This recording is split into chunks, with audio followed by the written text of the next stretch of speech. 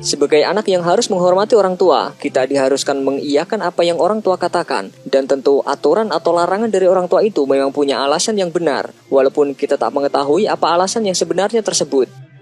Memang tak semua larangan tersebut salah, namun juga tak semuanya benar. Fakta-fakta yang kita ketahui sejak kecil kebanyakan tidak pernah kita ragukan. Sayangnya banyak dari fakta tersebut hanya muslihat untuk membuat kita berhenti melakukannya. Berikut ini 10 fakta sebenarnya tentang kesalahpahaman yang terus diulang di setiap generasi dan menjadi mitos yang menyebar.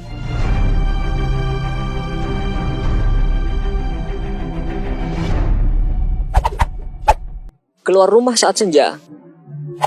Orang dulu beranggapan jika keluar rumah pada saat senja hari bisa hilang diculik kalong wewe. Sebagian masyarakat di daerah pedesaan pun masih mempercayai mitos ini karena memang sering terjadi dan korbannya adalah anak kecil.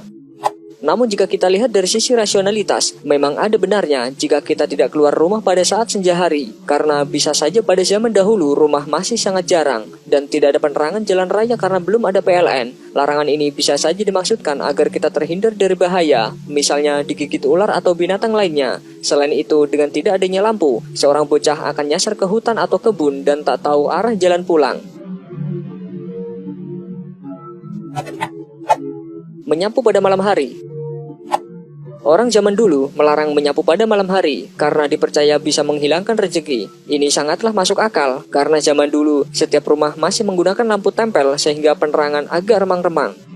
Larangan menyapu pada malam hari dimaksudkan untuk menghindari ada benda atau barang berharga kita yang terjatuh di lantai dan terbuang bersama sampah. Jika barang berharga kita hilang, berarti kita telah kehilangan rezeki yang kita miliki. Burung gagak berbunyi.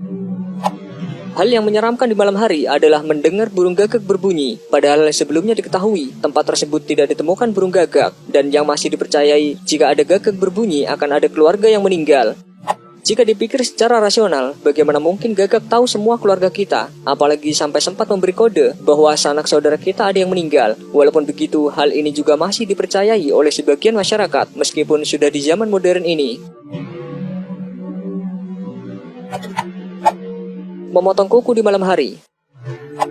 Larangan memotong kuku pada malam hari menjadi mitos orang kuno yang masih kerap kita jumpai di masyarakat modern ini. Mitos ini tidak hanya dipercayai di Indonesia, masyarakat Jepang juga masih mempercayai bahwa memotong kuku pada malam hari dulu dimitoskan akan mengikuti orang tuanya ketika mereka meninggal. Namun masyarakat modern sebagian menganggapnya bahwa pantangan ini dimaksudkan karena zaman dulu tidak ada pemotong kuku. Jadi bisa menyebabkan jari kita tersayat pisau ketika memotong kuku pada malam hari. Bersiul di malam hari. Zaman dulu, waktu tidur kita lebih awal ketimbang zaman sekarang. Oleh karena itu, dulu tidak ada hiburan sehingga jam 8-9 malam kita sekeluarga sudah tertidur. Larangan ini dimaksudkan agar tidak mengganggu orang lain ketika tidur dengan suara siulan kita. Namun mitos orang kuno mengatakan bahwa bersiul malam hari bisa mengundang makhluk halus. Atas alasan itulah, orang tua zaman dulu melarang kita bersiul di malam hari. Menduduki bantal.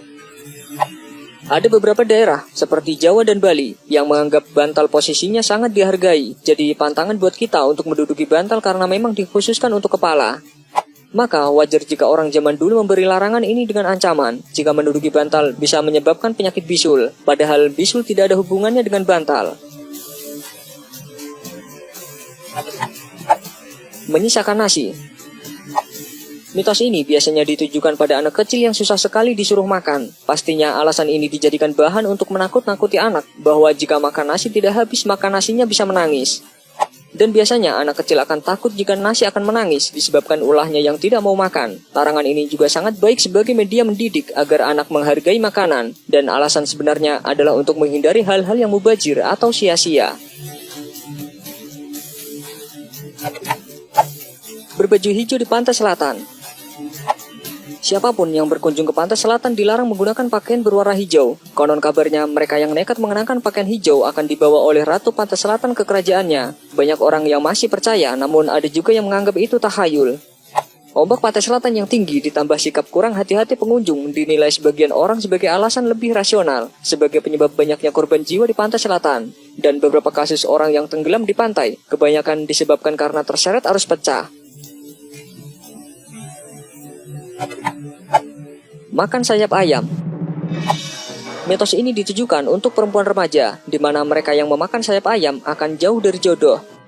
Menurut hasil penelitian, sayap ayam mengandung banyak lemak, sehingga remaja perempuan yang hormonnya belum stabil dikhawatirkan mengalami jerawat akut karena mengkonsumsi sayap ayam yang rasanya memang enak itu. Dan kalau wajah jerawatan dan tidak bersih, maka perempuan manapun cenderung susah mendapat pasangan. Berlari-lari saat hujan. Berlari-lari bersama teman di bawah hujan deras, bermain bola di lapangan yang becek, dan berenang di parit atau sungai kecil adalah surga kecil masa lalu. Namun, kita sering dilarang dan ditakut-takuti oleh penyakit flu dan pilek. Padahal sebenarnya, flu dan pilek disebabkan karena virus yang masuk ke tubuh melalui air ludah yang terkontaminasi dengan air yang kotor. Sekelompok peneliti di Jepang telah mempublikasikan sebuah riset dalam International Journal of Sport Medicine. Dalam penelitiannya, mereka menguji 7 orang pria untuk berlari dalam cuaca dingin saat situasi hujan dan saat situasi cerah selama 30 menit. Hasilnya, mereka yang beraktivitas di tengah hujan merasa lebih bugar dan membakar kalori lebih banyak dibanding mereka yang berolahraga dalam cuaca normal.